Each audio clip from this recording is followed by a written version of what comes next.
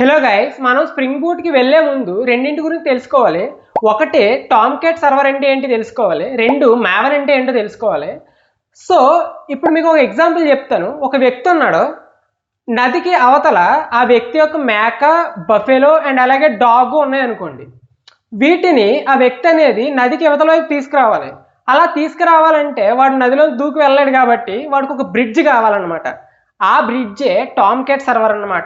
ఇక్కడ వ్యక్తి ఎవరో కాదు, ఒక బ్రౌజర్ అనుకోండి వ్యక్తిని. ఓకే, ఇక్కడ మనకి గోటు, బఫెలో, డాగు అనేవి మనకి జావా క్లాసెస్.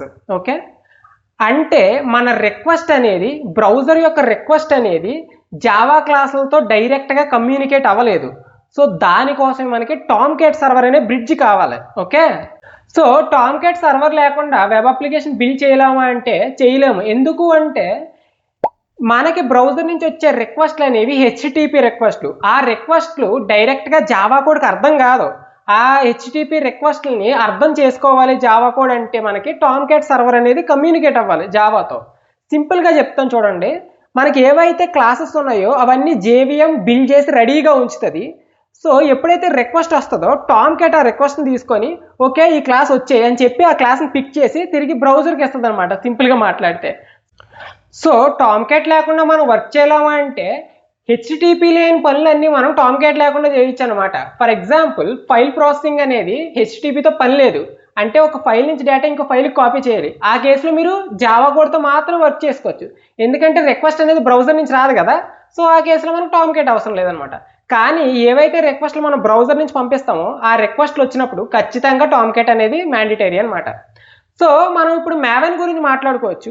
మావెన్ అనేది డిపెండెన్సీ మేనేజర్ అనమాట. మనం ఇంతకు ముందు అప్లికేషన్ బిల్డ్ చేసినప్పుడు ఏం చేసేవాళ్ళం అంటే, ఫర్ ఎగ్జాంపుల్ మీరు మీ అప్లికేషన్ని డేటాబేస్తో కనెక్ట్ చేయాలి.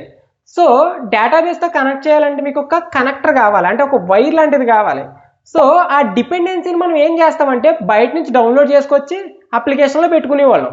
దీనివల్ల మనకు వచ్చిన ప్రాబ్లం ఏంటి అంటే, డిపెండెన్సీ వెర్షన్ అనేది వాడు అప్డేట్ చేసుకుంటా అనుకోండి, అక్కడ మనం ఏం చేయాలి, దీన్ని డిలీట్ చేసుకొని మళ్ళీ కొత్త డిపెండెన్సీ తెచ్చుకొని మళ్ళీ మన అప్లికేషన్లో పెట్టుకోవాలి. ఇలా ఎన్నిసార్లు ఏం చేస్తాం, చేయలేం కదా. సో దానికోసం మావెన్ వచ్చిందనమాట. మావెన్ ఏం చేస్తుంది అంటే డిపెండెన్సీస్ అన్నిటిని ఒక చోట పెడుతుంది. నీకు ఏ డిపెండెన్సీ కావాలో ఆ డిపెండెన్సీస్ పుల్ చేసుకో సింపుల్గా అని చెప్తుంది అనమాట.